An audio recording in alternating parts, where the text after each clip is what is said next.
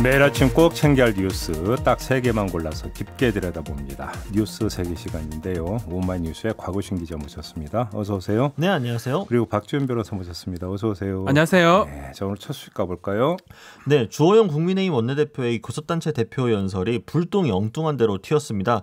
윤영찬 민주당 의원이 보좌진에게 문자를 보내는 내용이 기자들이 카메라에 포착이 되면서 언론 탄압, 포털 통제 논란으로까지 번지고 있는데요. 국민의힘 측도 적극 반발하면서 이날 국회 과방위 등이 파행을 겪었습니다. 일단 좀 전후 과정 좀 잠깐 좀 정리를 좀 해주시죠. 네, 이제 주호영 원내대표의 교섭단체 대표 연설이 어제 있었는데 이 연설 도중에 이 내용 기사가 다음 카카오 메인 뉴스에 등록이 되자 윤영찬 의원이 이 의문을 제기를 한 겁니다. 전날 있었던 이낙연 신임 민주당 대표의 연설은 그 다음 뉴스 메인에 올라가지 않았었다고 생각을 했는데 왜 제1야당 원내대표 연설이 이렇게 빠르게 메인에 실렸는지 이 문제제를 제기한 겁니다. 그러면서 보좌진에게 이거 카카오에 강력히 항의해 주시라. 카카오 너무하다. 들어오라고 하라. 라고 이제 쓰던 거죠.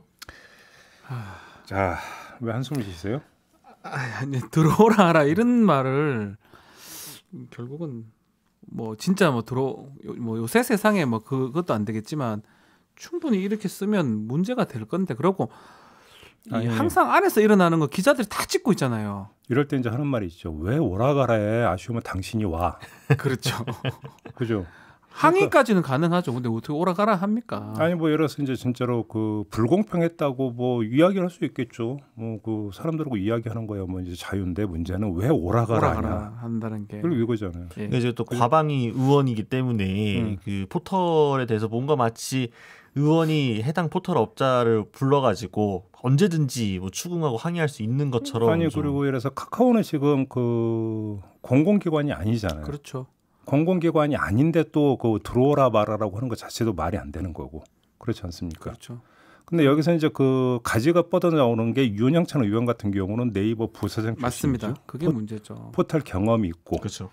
또 한 가지는 그 카카오에서 저기 뉴스 올릴 때 AI가 한다면서요? 네, 그렇습니다. 그 이제 처음에 1차적으로 AI가 먼저 한 400개에서 600개 정도의 뉴스를 선별을 하고 그 다음에 개인 맞춤형으로 이 사용자의 나이대라든가 뭐 주로 자주 보는 뉴스 분야라든가 이런 거를 이제 바탕으로 해가지고 자동으로 노출을 해주는 시스템이거든요. 그래서 전혀 외부에서 사람이 개입할 수가 없다라는 겁니다. 그래서 이제 카카오 측에서 좀 당황스럽다라는 입장인데 또 미디어오늘 보도를 보게 되면요. 그래서 문제가 됐던 이낙연 민주당 대표의 기사도 전날 카카오의 AI에 의해서 1차적으로 선별이 됐던 기사라고 합니다. 그러니까 이제 이낙연 대표의 연설은 올라가지 않고 주호영 원내대표 기사만 올라갔다. 이것 자체도 약간 사실이 아니었던 겁니다. 그러니까 이제 이게 사실은 국회에서 뭐든지 간에 문자 메시지 이거 다 지금 공개되는데 저는 뭐 이게 들어오라 해서 뭐 들어올 리도 없고요. 예. 뭐 다음이라는 회사가 카카오 회사가 근데 이런 얘기를 하고 본인의 위치도 옛날에 네이버에 관련된 일을 했고 충분히 오해를 살 수 있고 충분히 문제가 될 수 있는데 왜 이런 얘기를 거기서 하고 하는지 참 좀 이해하기 좀 어렵습니다. 아니, 그리고 저는 또 하나 이제 보통 이제 그 의원들이 미필적 고의나 내지 그냥 고의에 의해서 네. 그러니까 메시지 내용을 노출하는 경우가 있죠. 그렇죠, 있죠. 근데 네. 이거는 지금 이거 아니죠. 이거는 고의로 노출했다고 볼 여지가 거의 제로죠. 네. 그렇죠. 그럼 부주의한 건가요? 부주의죠. 다 정치적으로 행동하잖아요. 네. 뭐 윤영찬 의원도 수석했지만 초선 의원이고 좀 재선 이상의 좀 정치를 많이 한 의원들은 일부러 보여줘가지고 그게 나중에 또 뉴스거리가 되고 이러는데 이거는 뉴스거리가 돼가지고 큰일 나는 상황이 돼버린 거거든요. 알겠습니다. 네. 근데 뭐 또 이제 그 다음 창업했던 이재용 전 소카 대표 AI라고 해서 모두 가치 중립적인 건 아니다. 네. 이런 그 내용을 그 페이스북에 올렸다고 그래요. 그러니까 이제 규칙 기반의 AI이기 때문에 그렇죠. 설계를 어떻게 하느냐에 따라서 다르다. 뭐 이런 이야기도 했다고 하는데 뭐 그거는 너무 이제 깊게 들어가는 이야기인 것 같고요. 네. 문제의 본질은 왜 오라가라 해. 결국은 이거죠. 그죠? 그렇게 정리하면 되는 거죠. 그게 핵심입니다. 왔다는 얘기는 없죠. 네, 뭐 실제로 그래서 그 이제 국회에 있는 카카오 관련자를 그 대외관 담당자를 불렀는지 뭐 여기까지는 뭐 확인되지 않고 아마 아직까지는 안 부른 것으로 알고 있습니다. 네. 근데 뭐 물론 국회의원이 특히 포털의 공정성이라든가 포털이 약간 준 언론으로서 기능하고 있는 부분들을 보게 되면은 과방위 의원으로서 충분히 뭐 포털의 뉴스 선정 등에 대해서 문제를 제기할 수는 있을 겁니다만 그 이제 방법이라든가 이제 그러니까 문제를 어떤 식으로 제기할 건지가 굉장히 중요한데 이게 그 포털의 공정성 문제가 필요하다고 생각이 되면은 나중에 이제 그 공식적인 절차를 통해 가지고 그렇죠. 얼마든지 질의도 하고 이야기할 수 있지 않습니까? 근데 이제 국회의원의 권력이 있고 실제 본인의 어떤 그 권위가 작동하는 방식에 대해서 잘못 이해하고 있던 것이 아닌가. 들어오라. 거죠. 이 부분이 잘못된 거죠. 너무 권위적이잖아요. 알겠습니다. 자, 두 번째 뉴스로 넘어가죠. 네, 새로 선출된 대한전공의협의회 비상대책위원회가 완전한 진료 복귀를 이야기하면서 단체 행동은 없다라고 천명을 했습니다. 원래 애초 전임 지도부보다 더 강경 지도부가 선출이 된 것으로 알려지면서 집단 행동을 이어갈 조짐까지 보였는데 마라톤 회의 끝에 입장을 바꾼 겁니다. 오늘 오전 7시부터 복귀합니다. 7시에 이제 네. 전면 복귀가 되는 거죠. 이렇게 돼 버리면. 네, 일단은 그렇습니다. 예. 근데 왜 이렇게 이제 갑자기 이런 결정이 나왔을 거예요? 애당초 나왔던 어떤 더 강경이다 이런 어떤 그 분석과는 다르게? 네, 그러니까 원래는 뭐 이제 새로 선출된 김명종 신임 비대위원장이 뭐 여당 의원들이 우리 앞에 무릎 꿇기 전까지는 단체 행동 처리는 없다라고까지 이야기를 할 정도로 해서 실제로 그렇게까지 표현했습니다. 네, 그래서 굉장히 강성으로 알려졌었는데 제일 큰 영향을 미친 거는 아무래도 이 전체 투표의 설문조사 결과였던 것 같습니다. 그러니까 전임 지도부도 전체 투표를 하지 않고 지도부끼리 결정했다고 해서 비난을 많이 받았었는데 실제로 설문조사를 해보니까 찬성과 반대가 생각보다 비슷하게 나왔었다라는 겁니다. 이렇게 좀 압도적으로 집단행동을 지지하는 그 여론이 나와야 좀 힘을 받을 텐데 그게 아니었다는 점이 좀 현장 분위기가 실제로 이제 투표로 표출된 좀 달랐던 점이 있을 것이고요. 특히나 지금 이제 소위 빅5로 꼽히는 주요 상급 종합병원들도 그 외 일부 병원들도 전공의들이 대부분 이미 복귀를 했습니다. 보건복지부에 따르면 업무 불참 비율이 원래 72.8%에서 32.7%까지 하락을 했다라고 하는데요. 뭐 지금 9,653명 중에 3,158명이 아직 복귀하지 않은 거긴 하지만 이런 점들이 확실히 좀 파업 동력이나 명분을 잃은 게 아닌가. 아무튼 이제 이렇게 되면 이제 전공의 집단 휴직은 이제 끝났다고 보면 될 것 같고요. 이제 남은 게 이제 의대생들의 국가고시 문제잖아요. 어제 6명이 봤다고요? 시험을? 네, 국시원에 따르면요. 실기시험 첫날이 어제였는데요. 응시한 사람은 총 6명이었고 이 중에 결석자는 없었다라고 합니다. 원래 하루에 한 3번 정도 나누어 진행이 되는데 응시자가 적어서 1회만 했다고 하고요. 시험 대상자가 이제 총 446명인데 앞으로 11월 20일까지 이런 식으로 여러 차례 나누어 진행될 예정이라고 합니다. 그렇죠. 뭐 국시라 6명이라 해서 뭐 너무 적은데 이게 오랫동안 실기도 있고 이래서 오랫동안 실시를 합니다. 네. 일단은 시험에 응시했던 이 사람들은 아마 대부분 그래도 시험 치지 않을까 생각이 드는데 이제 문제는 안 치기로 했던 사람들 어떻게 할지 구제를 할지 이 부분이 가장 지금 문제가 되는 부분이다 생각이 근데 듭니다. 이제 정부는 그 원칙은 원칙이다 이런 거잖아요. 그렇죠. 다른 뭐 직역이나 이런 거면 한 번 정도 미뤘는데 네. 또 기회를 주는 거는 직역 형평성상 맞지도 않고 예. 결국은 이번에 이제 시험 거부했던 사람들 1년 정도를 다시 이제 해야 되는 뭐 상황이 아닌가 이렇게 보입니다. 그래요.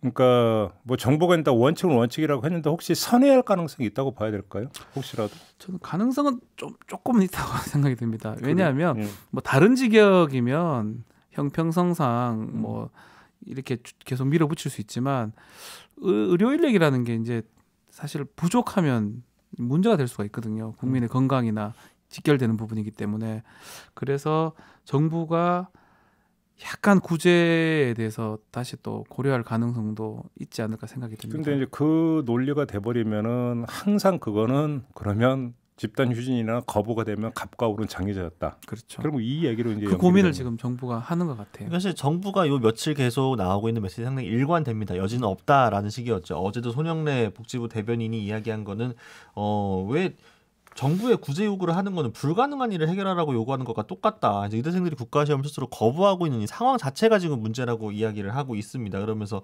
스스로 학업에 복귀하고 시험을 치르겠다는 입장이 좀 나와야 뭐 이게 노력이 우선이다라고 이야기를 했습니다만 국시원 입장에서도 이윤성 원장이 여러 언론 인터뷰에서 얘기한 걸 보면은 응시생들이 시험을 보겠다는 의사를 밝힌다는 전제하에 그리고 이제 보건복지법하고 합의가 된다는 전제하에 시험을 준비하면 11월 말까지 볼 수 있게 할 수도 있다. 그 여지를 좀 남기긴 했거든요. 저는 하여간 이 논란을 보면서 그 머릿속에 떠오르는 장면이 항상 수능 날이었어요. 그렇죠. 오토바이 타고 네. 경찰 오토바이 타고 뭐 그 헐레벌떡 뛰어오는 꼭 한 명은 있어요. 그런 사람 꼭 있거든요. 수험생 장면도 네. 기억이 나고 국계 단체인 어떤 교문 철문 매달려 갖고 우는 울고. 수험생도 저는 머릿속에서 떠오르고 못 들어가서 그렇죠. 그런 거하고 비교하면 어떻게 되겠습니까? 네, 원칙대로 가는 거죠. 근데 실제로 뭐 서울대학교 같은 경우에도 국시 거부가 그러니까 국시 거부에 반대한다. 그지 81%라고 하니까요. 대부분의 대학들도 좀 학년별로 편차는 있습니다만 의견이 좀 돌아오지 않을까, 좀 기류가 좀 바뀌고 있지 않나 이런 예상도 좀 있습니다. 근데 그 예를 들어서 서울대생들에서 이제 국시 보자라는 이야기가 나오고 있다는 보도는 저도 접한 바가 있는데 그러면 내 어서 오세요 하라고 하느냐라는 거죠 지금 문제는. 그렇죠.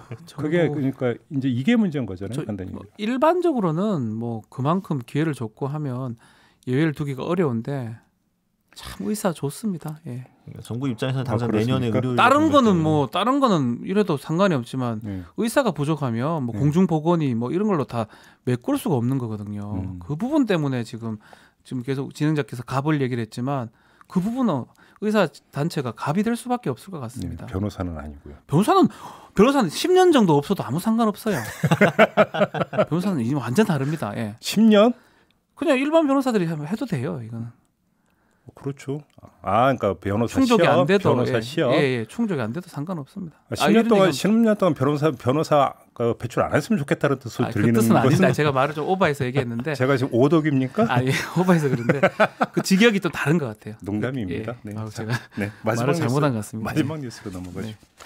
네, 추미애 법무부 장관 아들 관련 의혹을 지금 연일 소개를 해드리고 있는데요. 지금 계속해서 꼬리에 꼬리를 물고 있습니다. 이 추미애 장관실에서 이 의혹과 관련해서 보도를 무마하려는 시도가 있었다라는 이야기까지 나오면서 좀 또 논란이 더 커지고 있는데요. 변호인 측에서는 적극적으로 해명에 나서고 있지만 그만큼 좀 매일 새로운 의혹도 계속 나오고 있는 상황입니다. 무마하려고 했다는 게 무슨 얘기예요? 그러니까 이제 이게 SBS 보도였는데요. 조금 정리를 해보면 이제 SBS가 원래 보도했던 내용은 과거 이제 민주당 대표실 측 인사가 이 평창 동계올림픽 통역병 파견 절차와 관련해서 국방부 장관실로 문의를 했었다라는 보도가 원래 나왔었습니다.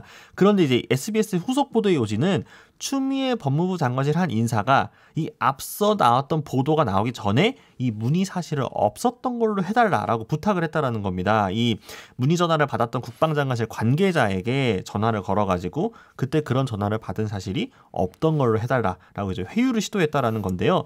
법무부는 이에 대한 진위 여부에 대해서는 수사 중인 사안이라 답변하지 않겠다라고 이야기했다고 합니다. 그러니까 꼬리에 꼬리를 좀 무는 의혹 제기로 보이는데 뭐 이런 일이 또 있었다면 이것도 뭐 문제가 되겠죠. 왜냐하면 그 부분을 확인하려는데 미리 이제 얘기를 해서 그 얘기 하지 말아 달라라고 무마를 시켰던 부분이기 때문에 그래서 일단 이 본질 부분보다는 여러 가지 의혹 제기들이 그렇죠. 지금 더 많이 되는 지금 상황이 아닌가. 본질은 사실은 군 생활을 하면서 제대로 하지 않고 불법적으로 혜택을 받고 이런 부분에 대해서 이제 초점이 맞춰져야 되는데 이 다른 어떤 청탁했던 부분 아니면 압력을 가했던 부분 이쪽으로 지금 초점이 조금 바뀌어지는 상황으로 보입니다. 알겠습니다. 근데 또 그 추미애 장관 가족이 국방부 민원실에 전화했다는 보도는 또 뭐예요? 이것도 SBS 보도였는데요. 2차 병가 기간이 끝나고 아직 부대에 이 서 씨가 복귀하지 않았던 시점에 가족 가운데 누군가가 국방부 민원실에 2차례 전화를 했었다라는 겁니다. 근데 이 가족이 추미애 장관 본인 아니면 남편인 서 씨라는 주장이 나온 건데요. 이제 실제 전화에서 어떤 그 대답이 질답이 오고 가는지는 나오지 않았지만 국방부 민원실에서 이 휴가 처리 민원 전화를 받았고 이를 확인하기 위해 부대에 전화했던 면담 기록이 내부적으로 남아 있었다라는 겁니다. 다만 이제 추 장관은 지난해 이제 인사청문회 때부터 본인의 아들이 휴가 문제에 관여하지 않았다고 지속적으로 해명을 해왔기 때문에 좀 뭐 서씨 변호인 측도 지금 추 장관 국방부에 전한 사실이 없다라고 여러 차례 이야기했습니다. 아니 그러니까 이제 우리가 이제 흔히 구성의 모순이라고는 단어를 쓰잖아요. 하나만 놓고 보면 그럴 듯한데 이걸 조합으로 하면 서로 충돌하는 경우가 종종 있어요. 이걸 그렇죠. 구성의 모순이라고 그러는데 저는 이걸 보면 자 그러면 추미애 장관의 뭔가 그 당시 대표 보좌관이 전화를 했다는 거 아닙니까? 네. 그래서 이제 그 휴가 관련해서 그잖아요. 그렇죠. 그다음에 또 오늘 뭐 조선일보 보도를 보면 이게 뭐 보좌관 선이 아니라 당시 어떤 민주당 의원이 또 뭐 저기 뭐 했을 가능성도 있다라는 보도도 나오고. 보도가 됐고요 지금. 근데 거기다가 또 가족은 또 국방부 민원실로 전화를 했다라는 거고. 이게 좀 뭔가 충돌을 빚고 있다는 생각 안 듭니까? 예를 들어서 지금 국방부 그러니까 그 직통으로 네. 보좌관이나 의원이 만약에 전화를 한 게 사실이라고 치면 딴 데 안 하죠. 그런 예를 들어서 직통 코스가 있는데 왜 민원실을 거쳐갑니까? 또 제가 그러면? 이 민원 부분은 문자 보도가 됐으니까 얘기를 좀 드리면 민원실에서 전화를 받으면서 장관입니다. 대표입니다. 그거 확인하지도 않거든요.